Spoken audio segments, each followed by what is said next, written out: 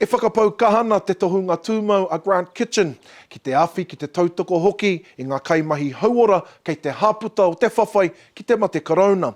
Ko tāna ka tika rā te tautoko i a rātou, mā te aha, mā te tunu kai, mā rātou. Ko te whaiake nei, ko ngā kō iri, me ngā kō neke o te kaupapa nei. Ko te hiahia nui o tēnei tohunga tumau rongonui, kia whakahoki atu te aroha, kia rātou ngā kaimahi katoa, kei te haputa o te whawhai, ki te mate korona. I then went into Palmerston North City Council and Manawatū District Council, and I said, like, who are the people that are really in need? Found out where the vaccination centres were, St John's Ambulance, the police, and then all of a sudden there was this wider group that happened, Manchester House and Fielding. Thanks to the Fielding, they gifted us $1,000 to help feed matua in Fielding and Palmerston North. Kaungā te manaaki kaimahi a ngā rohe, haunga ke i te rohe o Te Manawatū. Heoi, i tēnei wā, ko te ngana i e rā mai anō.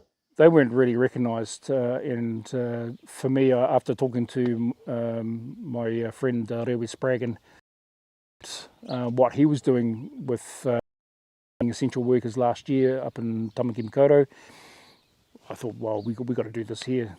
We'd just ordered in a heap of stock, ready to go for that week before close down happened. So I went, well, this is going to go to waste. We don't have enough freezer space to. And so I said, right, let's give it away. E harai te mea i ahu mai ngā kai nei i te rārangi kai o te whare kai o Apiti. He koha kē no te ngākau nui o ngā tāngata. And it's not over yet. I just saw recently that the Fielding Food Bank is desperate need of more kai, and for us that's probably I've got to work out somehow how we can assist them. Kua whakarewa a kitchen rāua ko Rewe Spraggan i tā rāua pai tukutuku i tā paina ko kauta.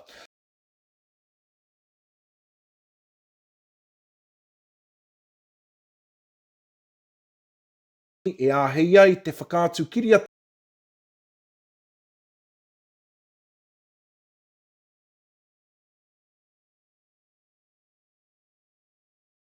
Kai, going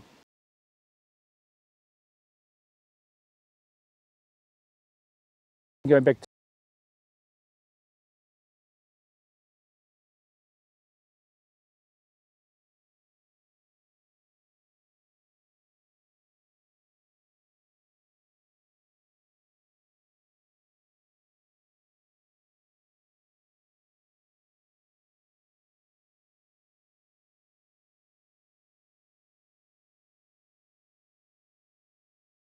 ki te whakatū.